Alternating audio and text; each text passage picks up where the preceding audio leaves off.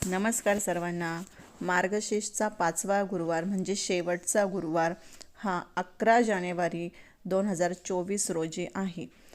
तर ह्या गुरुवारी आपल्याला अमावस्या आहे, तर काय करायचं आहे किंवा काय करायचं नाही, किंवा जर कोणी चौथ्याच गुरुवारी जर उद्यापन केलेलं असेल तर 5व्या गुरुवारी आपण काय करायचं, तर तेच या व्हिडिओमध्ये सांगणार आहे। किंवा कोणती सेवा आपल्याला 5व्या गुरुवारी करायची आहे आणि ज्यांनी उद्यापन केलेलं नसेल तर ते 5व्या गुरुवारी उद्यापन करू शकतं का, तर तेच आपण ह्या व्हिडिओमध्ये बघणार आहोत। त्यामुळे व्हिडिओ शेवटपर्यंत बघा आणि जर कोणी चॅनलवर नवीन असाल तर त्यांनी आपल्या चॅनलला लाईक, शेअर आणि सबस्क्राईब नक्की करा। तर बघा, मार्गशीर्षचा 5वा गुरुवार हा 11 जानेवारी 2024 रोजी आहे। ह्या दिवशी पूर्ण दिवसभर अमावस्या आहे, पण अमावस्या ही संध्याकाळी 5:30 वाजता संपणार आहे।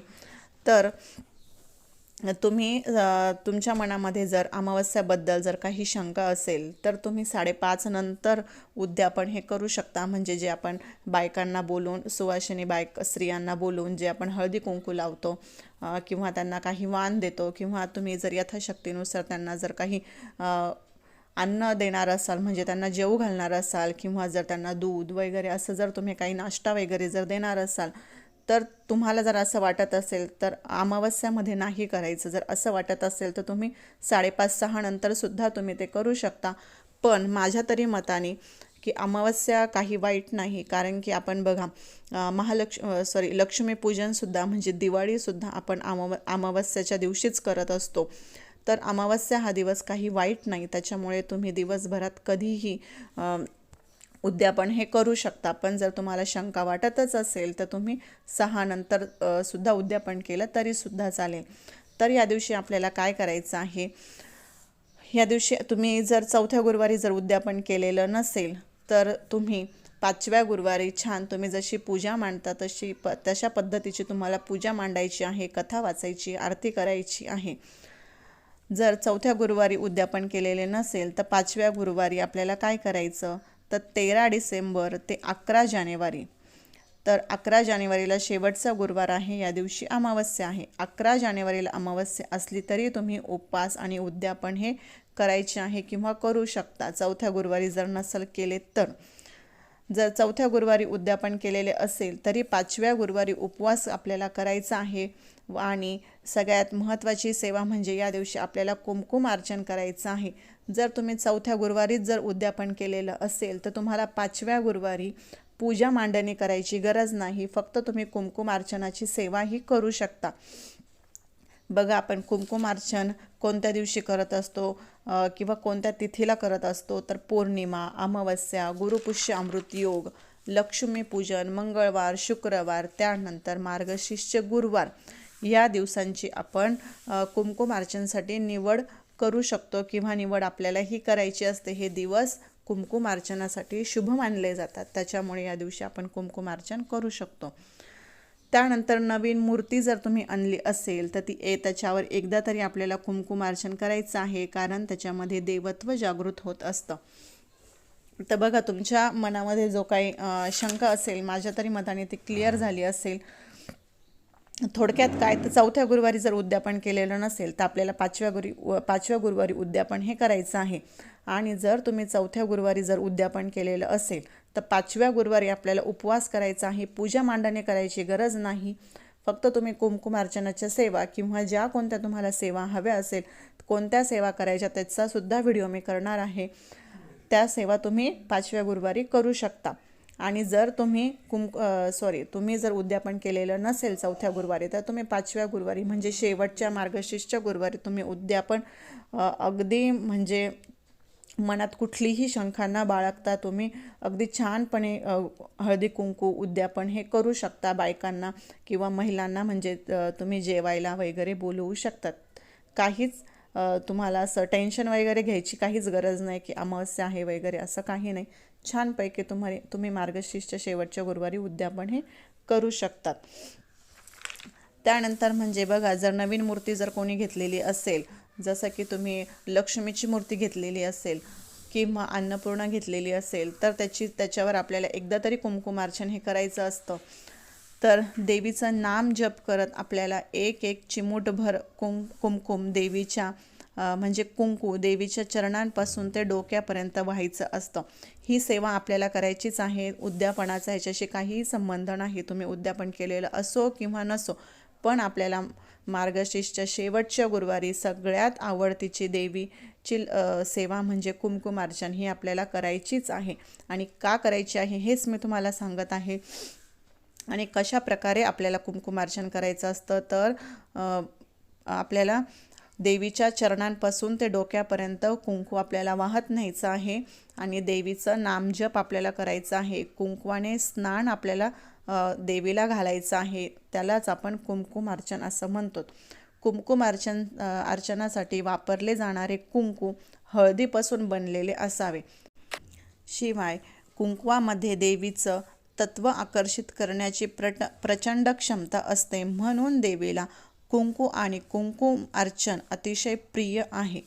कुंकुम अर्चनद्वारे देवीची कृपा शीघ्र आपल्यावर प्राप्त होत असते.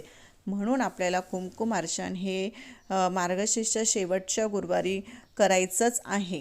त्यानंतर जर कोणाला माहिती नसेल कुंकुमार्चन कसं करायचं, तर मी त्याची विधी तुम्हाला सांगते.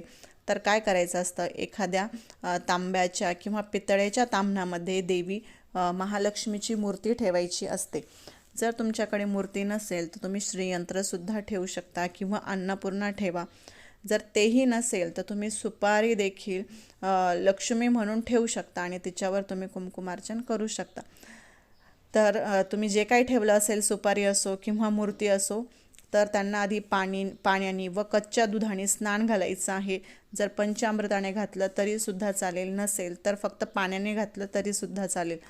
तर देवीला आवाहन करून त्यांची पूजा करायची आहे. त्यांना लाल फुलं, गुलाब व्हायचं आहे. धूप, दीप, दिवा लावायचा आहे. शुद्ध गाईच्या तुपाचा दिवा तर तुम्ही नक्कीच या दिवशी लावायचा आहे.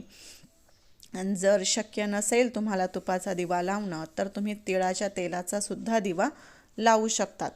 त्यानंतर देवीच्या मंत्राचा किंवा स्तोत्राचा जप करायचा आहे आणि कुंकू देवीवर आपल्याला चरणांपासून ते डोक्यापर्यंत तिच्या व्हायचं आहे.